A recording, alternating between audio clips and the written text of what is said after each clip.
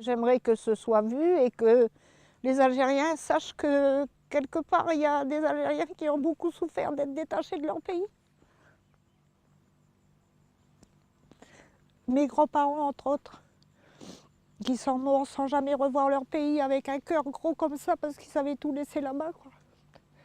Leur famille, leur pays, leur culture, ils n'avaient rien. Ils avaient que les souvenirs.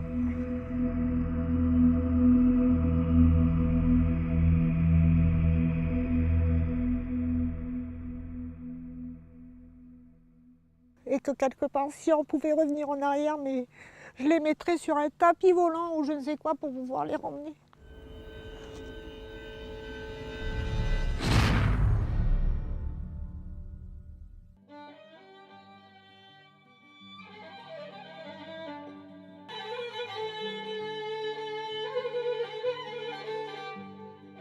هذه الأرض التي هي ملك للجزائريين، هذه الأرض التي هي تنطق بجزائريتها صارت يا للأسف ملك لأوروبا من كل محافظات فرنسا، من الألزاس ومن المالطيين ومن الإسبان، ومن ما جنسته فرنسا في الجزائر، في أرض الجزائر، وهو من أسباب ثورة المقرني.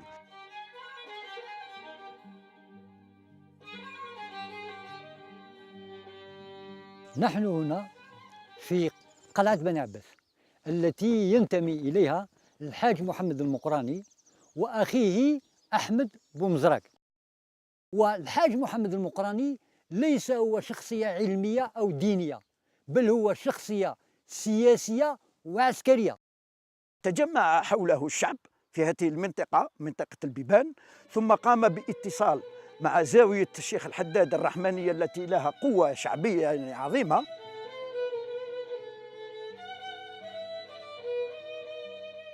الشيخ الحداد عندما جاءه وفد الحاج محمد المقراني ودعاه إلى الجهاد، استقبل ذلك بكثير من الاعتزاز. لماذا؟ لأنه كان ينتظر هذا الحدث نتيجة لتفكيك البنية الاجتماعية والاقتصادية للمجتمع الجزائري.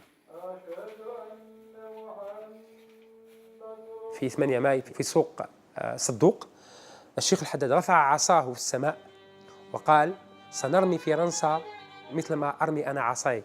فرمى العصا وأعلن الجهاد.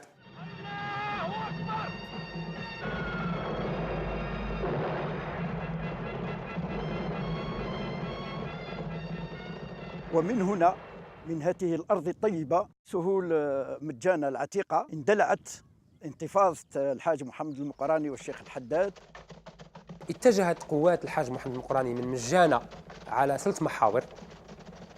قسم الجيش الذي يتكون من 8000 عسكري من حشم ومن كل القبائل المجاورة لبرج بوعريريج، واتجه بهم لحصار مدينة البرج ومركز العسكري والسكنة.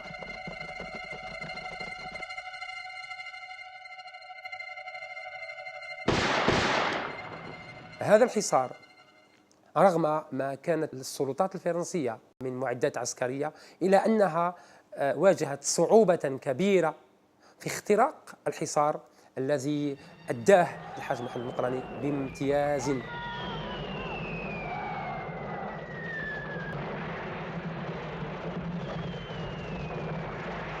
لم تصمد مقاومة الشيخين المقراني والحداد أمام شراسة الآلة القمعية للمحتل الفرنسي. فبعد نحو شهرين من المقاومة في العام 1871 يستشهد الشيخ محمد المقراني، ويعتقل الشيخ محمد أمزيان الحداد ليموت لاحقا في سجن الاحتلال. تعمد الإدارة الفرنسية إلى ابتكار أسلوب غير مسبوق، إمعانا منها في الانتقام الشديد ممن حمل السلاح ضدها، وهو النفي إلى جزيرة كاليدونيا التي تحتلها بالمحيط الهادي.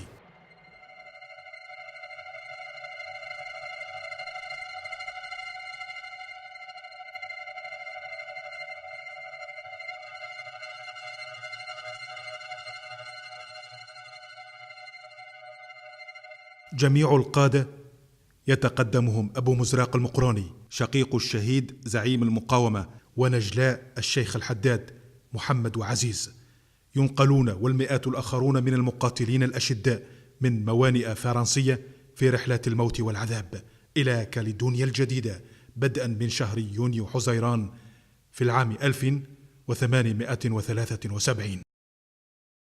وتؤكد الأرقام أن فرنسا نفت من الجزائريين تحديدا 2106 أشخاص عبر فترات متباعدة حتى نهاية القرن ال19.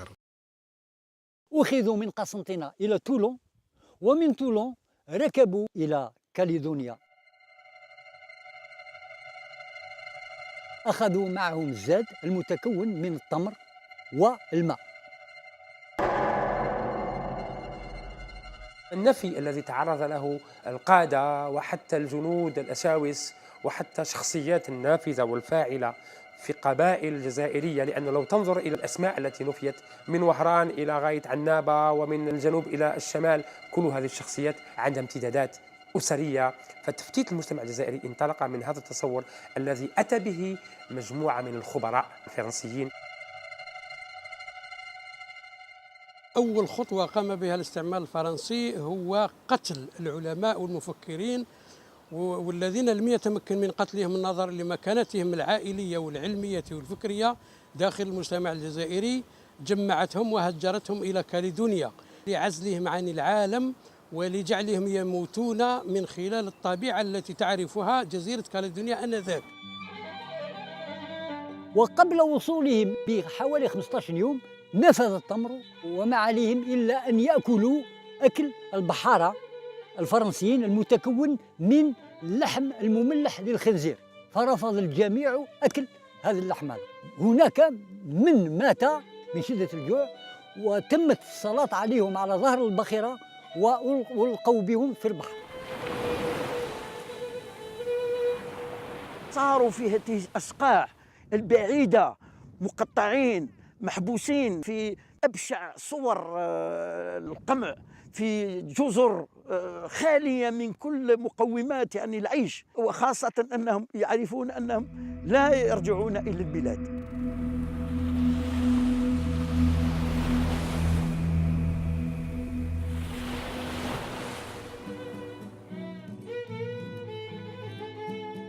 Donc nous sommes ici à un endroit même où les Algériens déportés et transportés sont arrivés pour purger leur peine. Le premier qui est arrivé, le paysage qu'il a dû voir lorsqu'il est arrivé d'Algérie.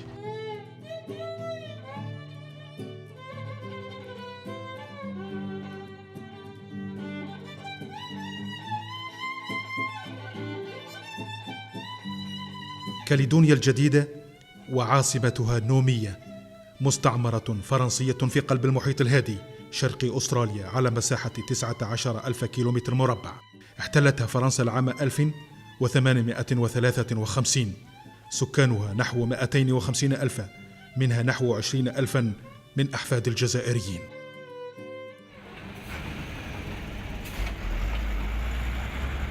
سعت فرنسا إلى تشييد عمران ذي وجه غربي بسواعد المنفيين المقهورين الجزائريين كما الفرنسيين الثائرين فيما يعرف آنذاك بثوار بلدية باريس في العام 1871.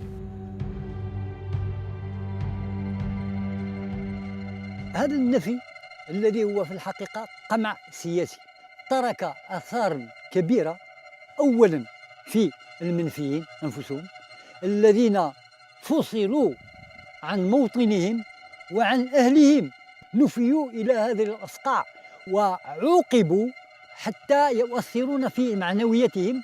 هناك الجزائريين الذين تضرروا كثيرا من فقدان أبنائهم المجاهدين إلى الأبد. Eux sont arrivés ici dans des conditions que l'on retrouve à travers des reportages plus que difficiles. On a même dit inhumaines. Ça a été des choses qu'on n'imagine pas. Mais vous savez, nous on découvre. Moi-même, je suis issu de grands-parents algériens, puisque mon grand-père était venu ici comme déporté. Donc je porte pas le nom parce que comme je l'ai expliqué parfois, je suis le fils de ma mère qui était une fille Rama Ben Ammar et de son père qui était déporté. Et bien entendu, je porte un nom français puisque mon père était français. Aujourd'hui, c'est grâce à vous, c'est-à-dire c'est grâce aux images, c'est grâce aux historiens, c'est grâce à la recherche qu'on est capable de montrer aux générations comme la mienne, mais aussi comme celle de mes enfants. Qui, vous savez, si vous ne cherchez pas à apprendre, vous ne savez pas. Mon père qui n'avait jamais connu l'Algérie, mes oncles, ils n'avaient jamais connu l'Algérie. Mais quand vous les entendiez parler de l'Algérie, mais c'était le plus beau pays au monde. Alors que c'est vrai que c'est beau, mais c'est le cœur qui parlait, c'était pas plus qu'autre chose, quoi. L'histoire un petit peu du grand-père Ali Ben Ahmed. Il a beaucoup souffert, il a beaucoup travaillé. La vie était très dure. Maintenant, la souffrance du bagne, comme tout le monde, quoi. On leur faisait pas de cadeaux, bon, mais c'est sûr. Mon père me racontait de l'histoire des vieux. On leur faisait creuser leur tombe et on les jouait aux cartes. Et puis on les faisait coucher dedans et puis on leur foutait une balle dans la tête, quoi. Surtout fait par les Corses qui étaient, il paraît, très très durs, les Corses.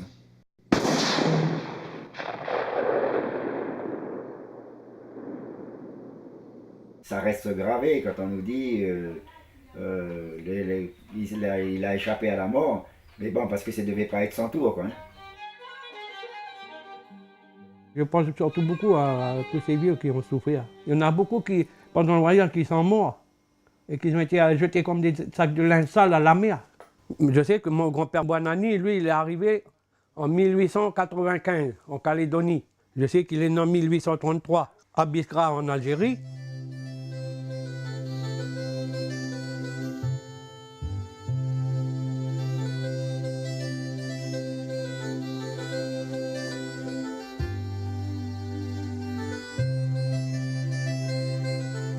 Ils ont fait leur peine, et ensuite on leur a dit voilà ce que vous avez, un morceau de terrain, puis vous faites. Vous vivez, vous survivez, vous débrouillez, mais vous ne retournez pas chez vous. J'ai raconté l'histoire que mon grand-père voulait partir en Algérie. Comme il travaillait, il a vu qu'il y a assez d'argent. Il a dit à ma grand-mère, on va partir en Algérie. Ma grand-mère, elle était enceinte d'1 mois par là, environ. De mon père. Avant, il n'y avait pas de quai. C'était à Nouville, le quai à l'île Nou, là-bas. À Nouville. Quand ils sont arrivés là-bas, ils sont montés sur le bateau, ils ont payé leur voyage. Et puis mon grand-père, il est tombé malade. Ça fait que mon grand-père, ils l'ont hospitalisé. Et puis il est mort à l'hôpital, là-bas, à Nouville. Ça fait que ma grand-mère, elle a dit qu'est-ce que je vais aller faire en Algérie, je ne connais personne. Elle est revenue en Essadio.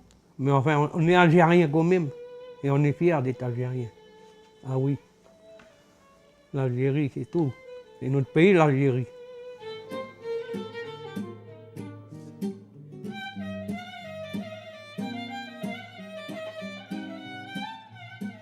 Le plus d'Algériens en Nouvelle-Calédonie, c'est sur la région de Bourail. Bourail, c'est environ. Ensuite, il y en a un peu à Nouméa, il y en a un peu dans le nord sur Koné-Point-Bout, et un peu sur Yaté. Voilà à peu près ce qui est dans les quartiers, qu'ils habitent encore les Arabes.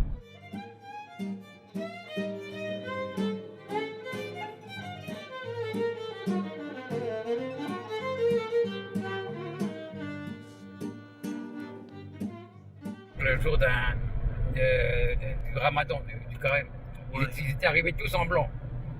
Les Calédoniens, ils ont dit, viens, voilà les Arabes, parce qu'habillés en blanc comme ça ressemblait aux Arabes. Et c'était les Arabes. Et le mot, il a toujours resté. Notre problème, ici, que nous avons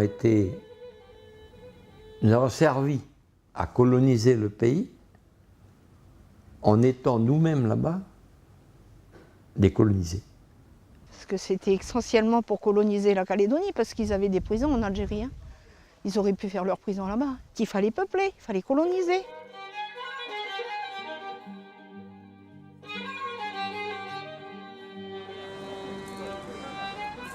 الأحفاد في كالودينا لهم الحق أن يرفعوا دعوى أمام الرأي العام الدولي لهذه الجريمة التي ارتكبت، ليس باتجاه المادي كما يفكرون الآن، وإنما للتاريخ وللجريمة التي وقعت في حقهم وفي حق أصولهم، ولا تموت هذه الجريمة بالتقادم.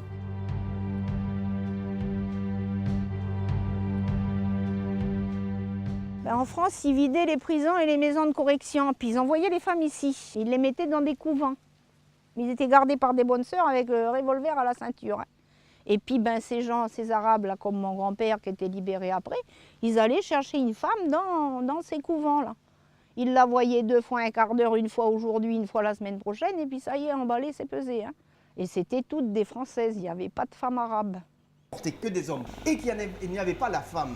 Or, la femme, quand même, quelle que soit la société, a un rôle important, ne serait-ce que dans la cuisine, ne serait-ce que dans l'éducation, de conserver des coutumes. La famille de ma mère, la famille de mon père vivaient à Nessadiou, et je pense que les relations ont toujours été bien. Moi, je sais que mon père, quand il se levait, il nous disait, le matin, vous êtes les Arabes, vous êtes les plus beaux, vous êtes les plus forts. C'était des gens qui étaient vraiment algériens. Ils n'ont jamais donné des noms français à leurs gosses. Mais il y en a beaucoup qui ont donné des noms français. Ça fait qu'on avait perdu. Et puis pour aller à l'école, pour être mieux vu, il ne fallait pas monter des noms français arabes et puis être plutôt chrétien. Vous savez comment ils ont survécu? C'est la solidarité qui les a aidés, sinon ils seraient tous morts. C'est la solidarité. Il y en a un qui tuait un bétail, il distribuait. L'autre, il avait un régime de bananes. C'est toujours resté à Nessadiou d'ailleurs. Jamais vous jetez quoi que ce soit. Vous en faites profiter les autres. Le partage, c'est ça qui les a aidés. Il n'y avait pas d'argent. Personne n'avait de l'argent, rien ne se vendait. C'est la solidarité qui les a sauvés. Sinon, il en aurait pu. Je crois qu'il faut louer le fait qu'une partie, il y a toujours des pionniers quelque part, et chercher à retrouver ses racines, puisqu'on les a. Et ce travail qui est lent, qui est difficile, à mon avis, porte ses fruits, parce qu'aujourd'hui, tout le monde parle aujourd'hui de culture. Les Mélanésiens disent, voilà, on a une culture, nous, les Wallisiens, les Vietnamiens, donc nous, il n'y a pas de raison qu'on ne cherche pas nos racines et qu'on ne cherche pas à renforcer ces liens.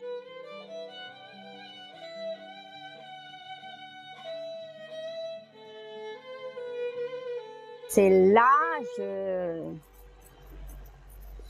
je cherche. Il me manque quelque chose. C'est mes racines. C'est comme si que c'était un arbre qu'on avait penché et les racines sortaient. Il faut que, voilà, que ça revienne. Même si, quelque part, excusez-moi, quelque part, je n'ai plus là-bas de famille. Je sais que j'ai une terre qui a appartenu à mon grand-père. C'est sacré chez nous, sacré. Et j'ai un regret. Le regret que j'ai, c'est que ma mère ne m'a pas autorisé à voir plus souvent mon père pour apprendre l'arabe, pour me parler. C'était tabou.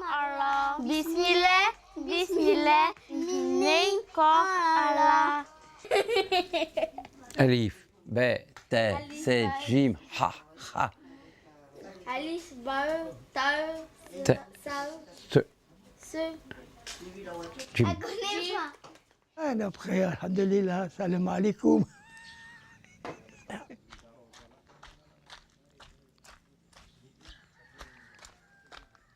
C'est pas haram. Taouti, ouais, Taouti, quand il est ici.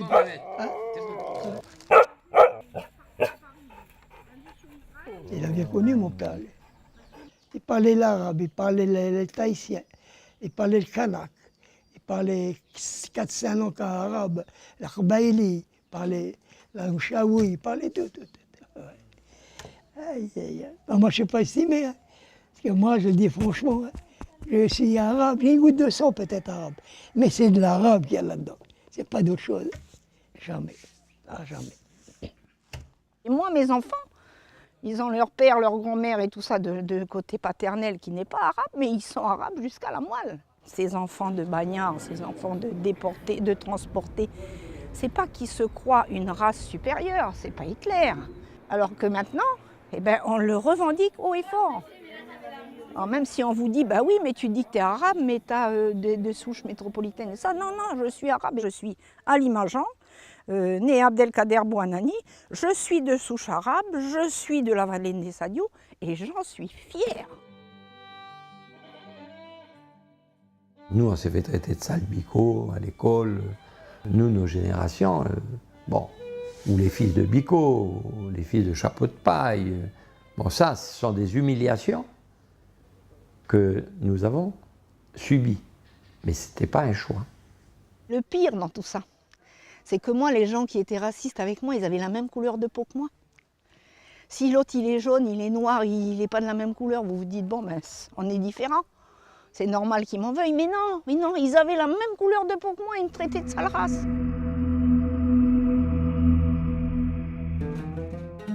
Je suis très fière en regardant la mer de me dire que là, sur cette même terre de Nessadiou, où il y a la mosquée, pas loin il y a la mer, et cette mer-là pourrait un jour m'emmener vers mes racines. Comme mon père a fait le sens contraire, de l'Algérie jusqu'à là, mais dans des conditions inimaginables, inhumaines.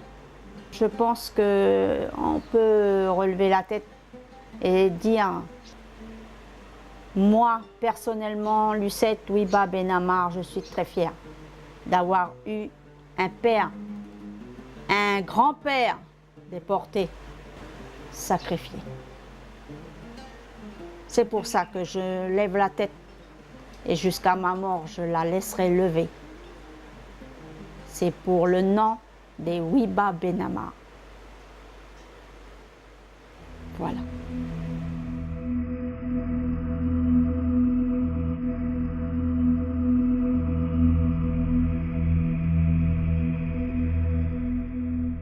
On n'apprenait pas l'histoire de l'Algérie ou d'autres pays, c'était simplement l'histoire des Gaulois et nos ancêtres les Gaulois et la France, et moi ça me gavait. Moi j'ai décidé, entre-temps, comme j'ai trouvé mon oncle, j'ai pris l'initiative personnelle de partir retrouver la famille en Algérie, à l'Elma. Je suis partie vraiment à l'aventure parce que je ne savais rien, et donc j'ai pu retrouver ma famille. Et je suis arrivée dans l'inconnu, bien sûr, mais c'était fort. J'ai fait le voyage, quelque part, le voyage symbolique d'une vie. Et au moment où la côte d'Alger est apparue au hublot, mais vous n'avez pas idée de la douleur qui est venue là.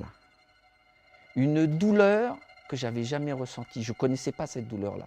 J'avais envie de hurler à regarder Alger la Blanche. La première chose que j'ai vue de l'Algérie, c'était Alger la Blanche. C'est-à-dire la première chose, c'est la dernière chose que mon arrière-grand-père il a vue avant d'être foutu à fond de cale.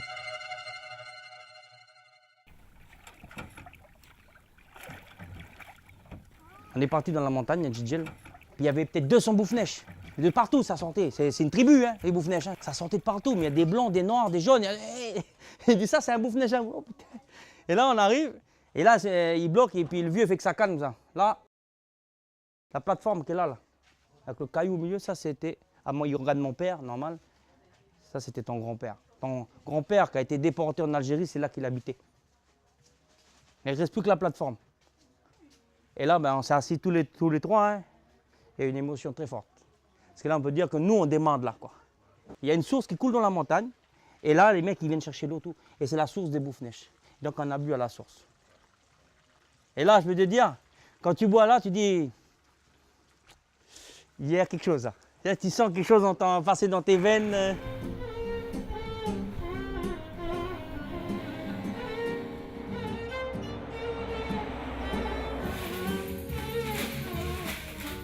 Ce que je souhaite, c'est d'aller visiter l'Algérie. J'aimerais retrouver des liens, retrouver des descendants de mon arrière-grand-père. Je me chercherai toujours au niveau de l'identité et tout. Il me manque une partie de mon histoire.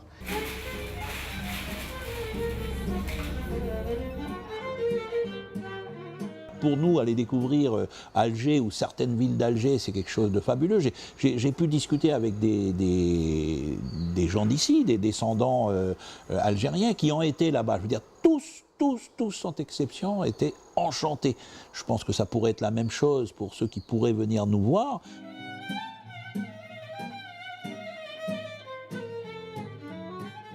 Dans ce cœur, il y a de l'amour, beaucoup d'amour. Et je voudrais, avant de mourir, comme je l'ai dit là-bas, à la Mecque, devant la Mecque, à vous,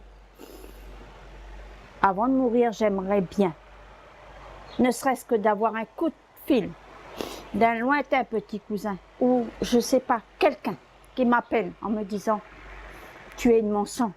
Cette voix va me permettre de partir en paix. بابا يقولوا جبل الأمور وأماكي قال الأخوات أنا ما نعرف وين جبل الأمور ولا الأخوات أنا ما نعرف. Ça fait à peu près 150 شهر ou peut-être 150 ans ici. Je me suis battue comme je suis allée pour obtenir le passeport. Il y a eu plus de 40 députés qui sont venus chez moi un jour pour découvrir l'histoire. D'abord, quand j'ai eu le refus du visa, j'ai dit « Pourquoi vous me refusez un visa? Expliquez-moi pourquoi vous avez laissé mon grand-père dans le Pacifique. J'ai rien à vous expliquer. » Et les députés sont venus chez moi le lendemain, j'ai reçu mon passeport. C'est comme ça que j'ai bâti un pont, si vous voulez, pour que tout le monde permette de le franchir aujourd'hui. Je ne me revendique rien. Je l'ai fait parce que je l'ai fait avec le cœur et le sang, c'est tout. Le passeport algérien, c'est un parcours du combattant pour l'avoir. Si tu n'as pas quelqu'un qui t'aide à l'avoir quand tu passes dans les administrations, et je passe dans les administrations, moi je suis passé dans l'administration de Sétif, on m'a fait revenir 5 jours. 5 jours. On me donnait rendez-vous à 8 h le matin, j'arrivais à 8 h, des fois, on me recevait pour me dire « Ah ben non, on n'a pas pu regarder votre dossier à 2 h de l'après-midi. » C'est pour ça, dit l'administration. Moi, je l'ai jaugé. Il m'a dit « Punaise, en Algérie, il faut qu'on fasse du ménage un peu dans leur administration. » Quand on dit aux Algériens « Nous sommes à 22 000 km, quand il fait nuit chez vous, il fait jour chez nous », ils ne comprennent rien du tout. C'est très compliqué déjà l'administration française, c'est compliqué l'administration algérienne. Je demande à l'administration algérienne de pouvoir trouver la solution d'alléger ou de faciliter les choses pour les familles. Si on est interdit d'y aller ou si c'est difficile d'y aller, ça veut dire qu'on continue à nous condamner à l'exil. هذه القوانين لا تمنع هؤلاء المهجرين للاتصال بعائلاتهم والانتماء إلى مرجعيتهم الأصلية الجزائرية الأمازيغية، وبهذا يعني لا فيهم كثير لأنهم ينتمون إلى العائلة الأصيلة، يعني هم ليس من الدرجة الثانية أو الثالثة كما يتخيلون، بل هم من الأصول الفكرية والأصيلة التي صنعت هذا المجتمع وما هو عليه الآن.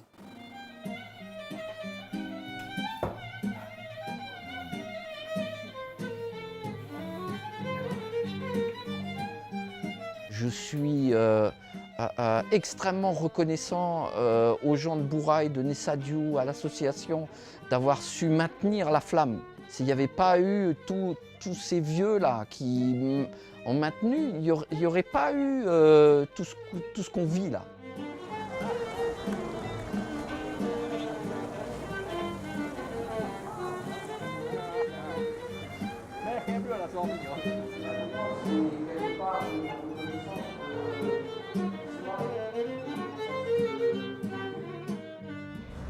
À Nessadiou, nous, on a gardé, on a su garder les coutumes, les traditions des vieux, la façon de vivre des vieux, le partage.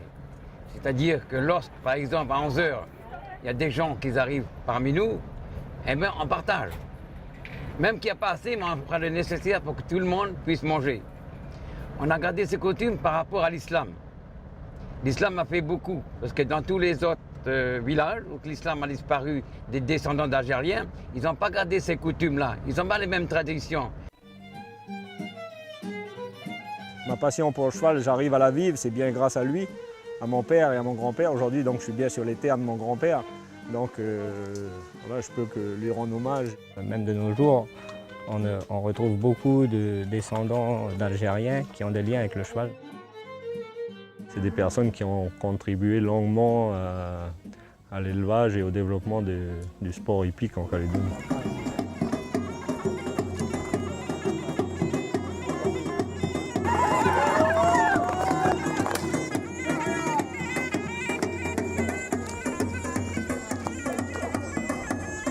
Va là-bas, va là-bas. Il tire là-bas.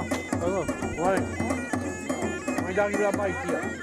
C'est eux qui ont tout bâti. Nous, je veux dire, on a quand même la cerise sur le gâteau par rapport à ce qu'ils ont connu et vécu. Hey! Hey! Il y a de la place là-bas. Si vous venez par exemple à Nessadiou, lorsqu'on nettoie le cimetière, vous verrez à 90% des jeunes qui viennent nettoyer. Ça représente déjà nos racines parce que tous les plus vieux ont été enterrés ici, toute notre famille et puis tous nos descendants ils seront ici. On vient, nous, qu'on est de deuxième génération, avec nos petits-fils et puis tout ça, on leur donne déjà l'envie de suivre cette coutume, on va dire, hein, puis de respecter ces gens qui ont souffert. En 1872, à Bourail, le premier Algérien est mort. Il a été enterré à Bourail, mais dans des circonstances qui ne convenaient pas à l'islam. Alors le vieux Miloud, il a dit, ben, je donne ce terrain pour les Arabes pour faire un cimetière. Ça s'est passé en 1891. La mairie n'avait plus rien à voir, pas de subvention, rien de donner. Quand on regarde, il y a des prénoms arabes et des prénoms français. Pour être mieux vu dans le pays, eh ben, il fallait porter un nom français. Pour aller aux bonnes écoles, il fallait porter un nom français. Ce qui fait que les vieux donnaient des noms français pour protéger leurs enfants.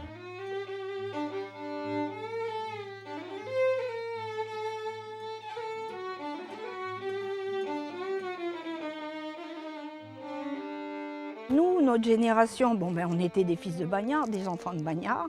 On était des Arabes, on était une sale race d'Arabes. Il fallait qu'on se conduise bien, il fallait qu'on réussisse. On a vécu le racisme à un point que vous ne pouvez pas imaginer. Moi, j'ai caché mon prénom.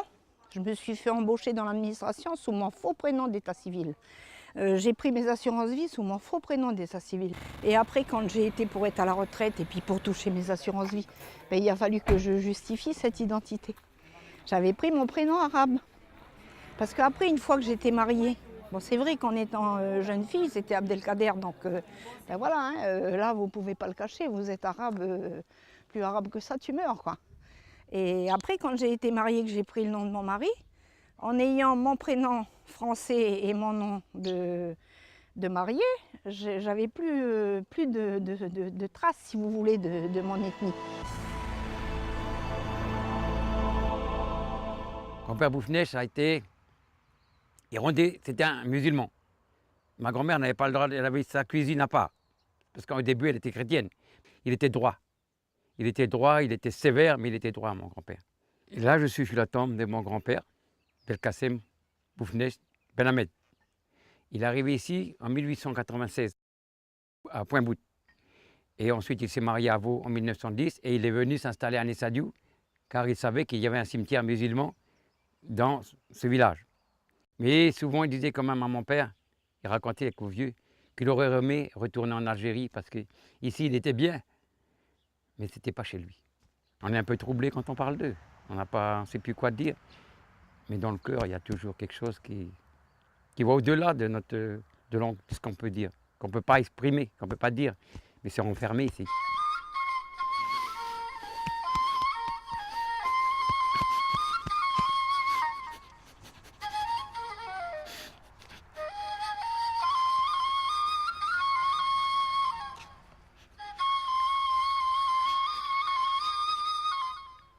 Et là où il y a grand-père Taïeb aussi.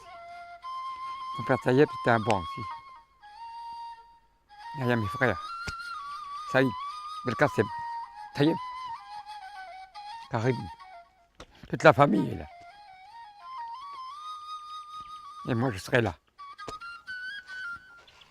Si Dieu le veut, Inch'Allah.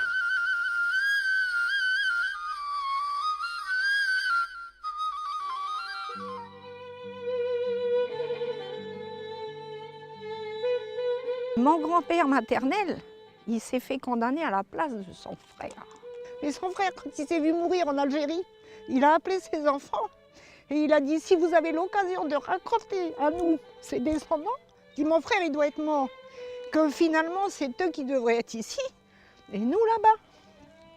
Mais il n'a jamais dit à sa famille.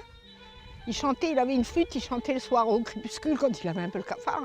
J'ai été condamné, je suis innocent, j'ai été condamné à la place d'un autre, mais il n'a jamais dit que c'était à la place de son frère.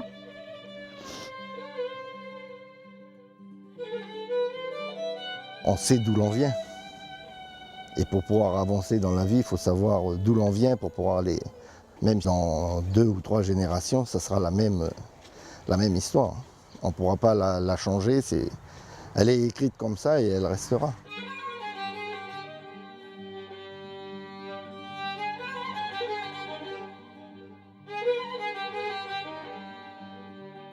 L'identité algérienne, l'identité arabe comme on dit ici, oui, on la revendique. Elle est toujours présente en nous.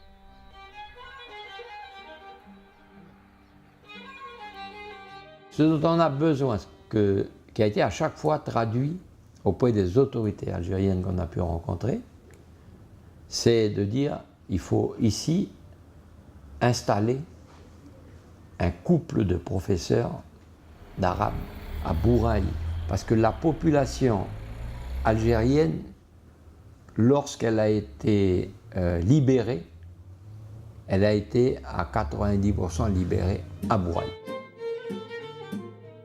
On a perdu un peu notre identité, quoi, hein.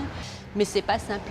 C'est pas simple comme la langue. J'aimerais bien apprendre la langue, mais qui va me l'apprendre? On n'a personne ici qui donne des cours d'algérien. Vous voyez, il y a beaucoup de choses qui mériteraient d'être faites, quoi. Le gouvernement algérien, en investissant là-dedans, c'est redonner la possibilité à nous, mais surtout à nos jeunes, de retrouver à travers la langue la culture.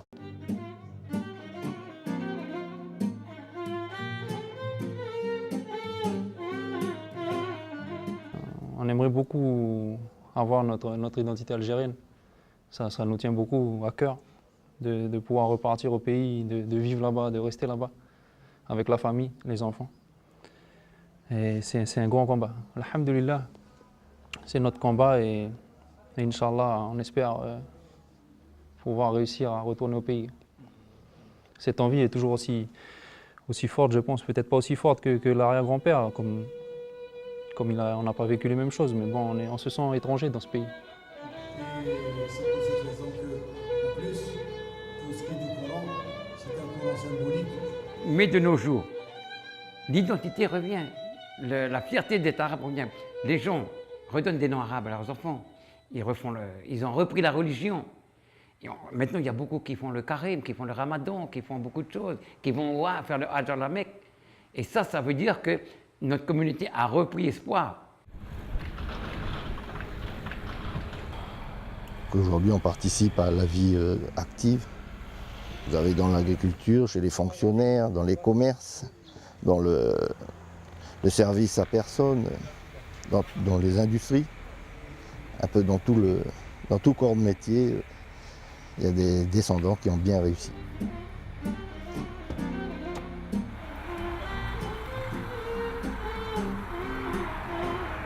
Mon avenir, il est ici. Donc, je me sens profondément calédonien, avant tout. En même temps, après, je me sens aussi, quelque part, un peu algérien. On nous a transmis l'amour de l'Algérie. Quand je dis « il », c'est mes grands-parents. On a vécu à Nissadiou, comme il disait Christophe Sand, là où a été maintenue la flamme. Donc dans cet environnement-là, on n'a pu que grandir avec l'amour de l'Algérie, se sentir différent des autres. Légumes, et ça, carottes. Pétine, combien? L'endroit où je vis moi, c'est Nessadiou, et Nessadiou, ça a été à un certain moment de l'histoire le refuge des Arabes. On leur a donné des concessions, c'est pas pareil, hein. Et donc les relations ont toujours été normalement bien, sauf qu'au début, il y a eu des tiraillements. Il y a eu des Arabes qui n'avaient pas les moyens de faire survivre leur famille, donc ils volaient du bétail ou n'importe quoi. Mais vous savez, aujourd'hui, les gens peuvent très bien vivre et ils volent toujours du bétail, donc on ne peut pas mettre ça sur le compte tout le temps des Arabes.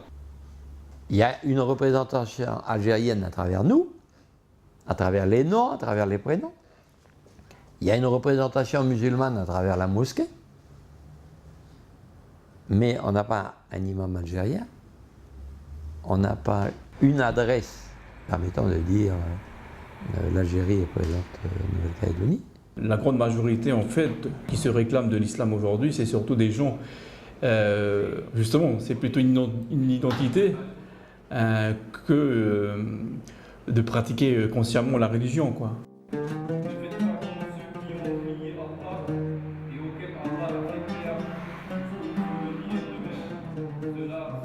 Je fais le devoir ici toujours. Zohar, c'est midi. Assar, c'est 3 heures. Maghrib, c'est après Isha, le dernier. Ouais.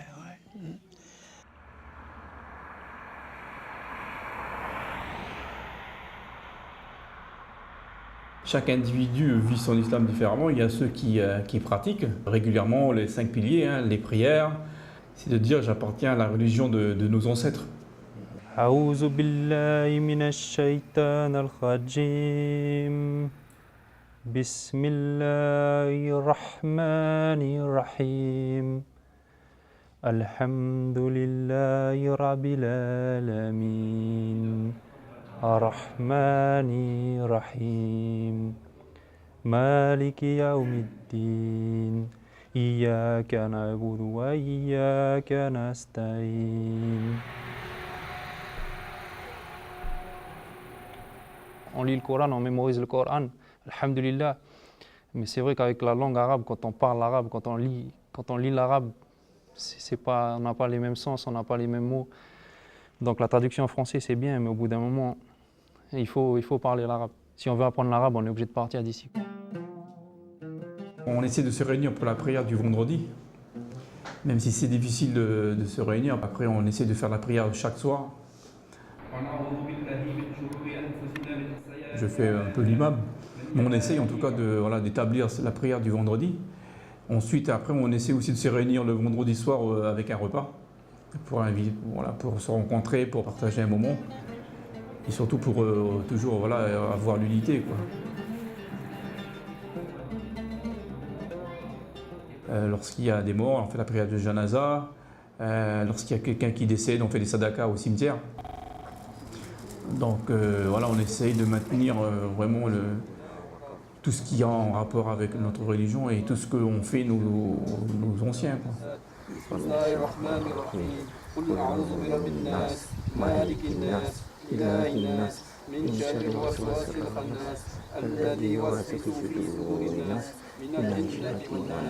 Ici en Nouvelle-Calédonie, donc je dirais que la majorité religieuse, c'est une majorité chrétienne. Et donc les Arabes musulmans sont une très petite communauté au départ. D'accord ? Et après, elle a pris de l'ampleur avec les arrivées aussi des Indonésiens, qui eux sont de confession musulmane. Donc ils sont venus grossir un petit peu le rang des musulmans. Grâce à l'islam et grâce aussi à cette fierté des descendants d'Algériens, on est encore un village qu'on nous appelle la Petite Afrique. Et j'espère qu'on va refaire des demandes et recontacter le président de France pour qu'ils essayent avec l'Algérie de faire qu'on ait une communauté, qu'on est reconnu dans le monde, qu'on a une maison, comme on appelle la maison de la Calédonie en France, la maison de l'Algérie en Calédonie. Voilà, moi, ce que je voudrais, avant de mourir, qu'on est en Nouvelle-Calédonie, pour les enfants, pour notre communauté.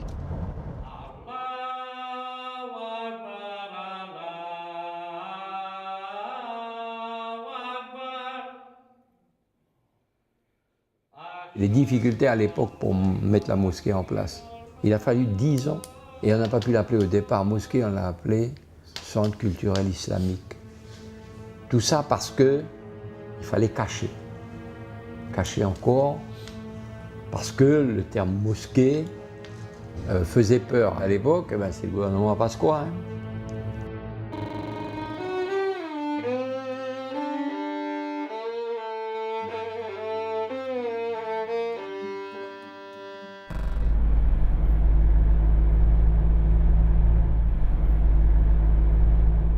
Je suis étonné qu'après 150 ans, on existe, qu'on a la religion, qu'on a cette fraternité entre nous, et puis surtout que maintenant de l'étranger, qu'on vient nous reconnaître. Et on demande à l'Algérie aussi de nous reconnaître un peu plus, parce qu'on a beaucoup de problèmes.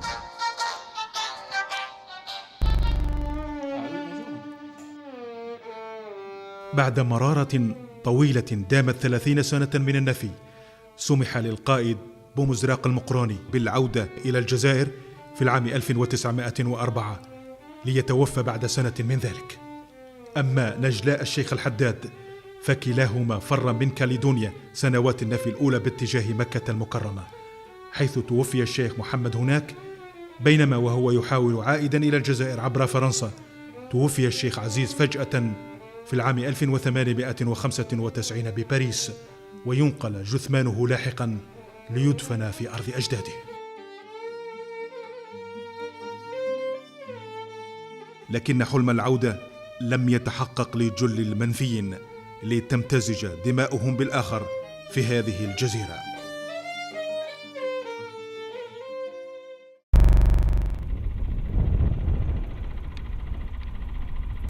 On était également des déportés, ou comme on disait des bagnards, des deux côtés. C'est-à-dire, des deux côtés, nous sommes en Nouvelle-Calédonie issus de cette époque coloniale. Mais en même temps, moi, l'histoire, elle est parallèle parce que mes ancêtres, aussi bien côté mère, côté père, sont des bagnards aussi. Donc, je suis issu de la même histoire.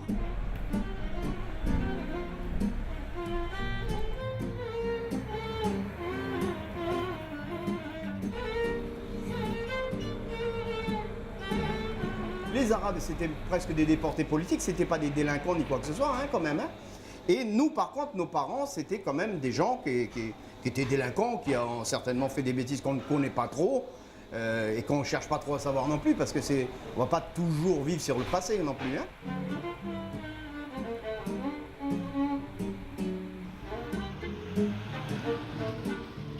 C'est l'histoire qui fait que quelquefois, il y a des situations personnelles, humaines, qui font que les gens se retrouvent à des endroits où ils ne devraient pas être au départ. Mais après, je pense qu'il y a ce brassage culturel, ethnique, qui fait la richesse d'un pays aussi. Hein, la Calédonie, je dirais, c'est une petite île dans le Pacifique, mais il n'y a pas beaucoup d'habitants. Mais c'est une île, on va dire, assez pluriethnique malgré tout. La communauté algérienne est à mon avis la plus grande, hein, puisqu'il y a une bonne quinzaine d'années, je crois qu'on en recensait près de 15 000 en comptant les descendants, qui ne portent pas malheureusement, donc ils sont un petit peu fendus dans la masse parce qu'ils n'ont pas forcément des noms arabes.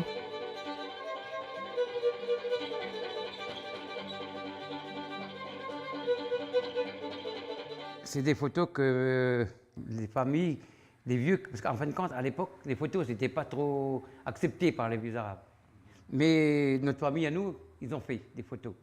Et on est heureux parce qu'on a des souvenirs. Et là, il y a mon grand-père Tayeb, du côté de ma mère maternelle, et grand-père Tayeb.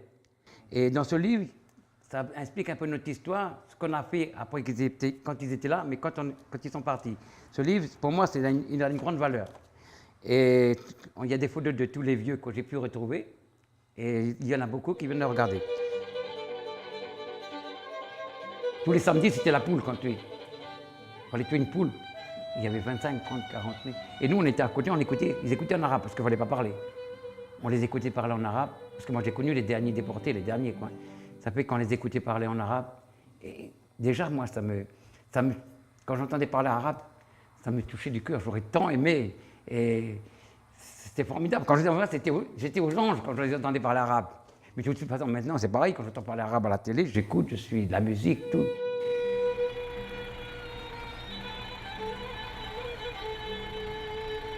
Bouffinet, ça fait encore quelque chose de bien. Il avait du terrain. Et à l'époque, il n'y avait pas d'école. Une école, comme vous dites pas. L'administration, elle est venue, elle lui a demandé est-ce que vous voulez pas céder un terrain pour faire une école?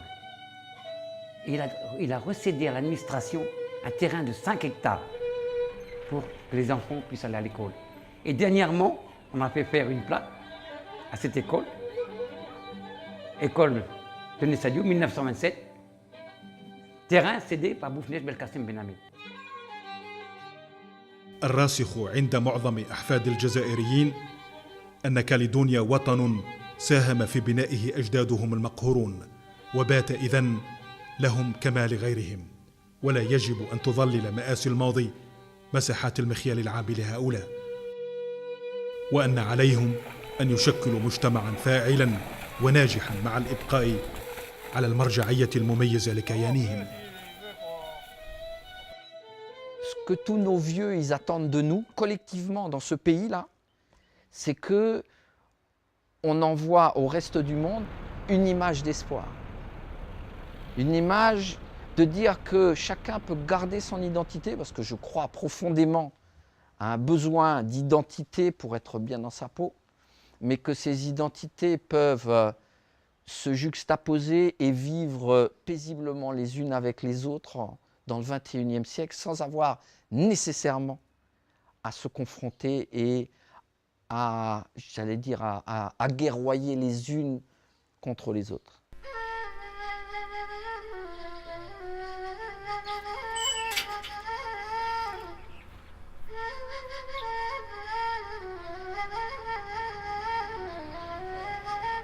Mais pour tous ces pauvres vieux aussi, j'ai toujours une pensée.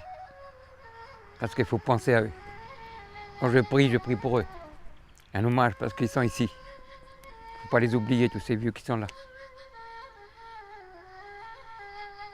Il ne faut pas les oublier. Il ne faut pas que les jeunes oublient tout ça qu'on a ici. Nous, on est bien ici, mais eux, ils ont souffert. Il ne faut jamais oublier ça. Jamais.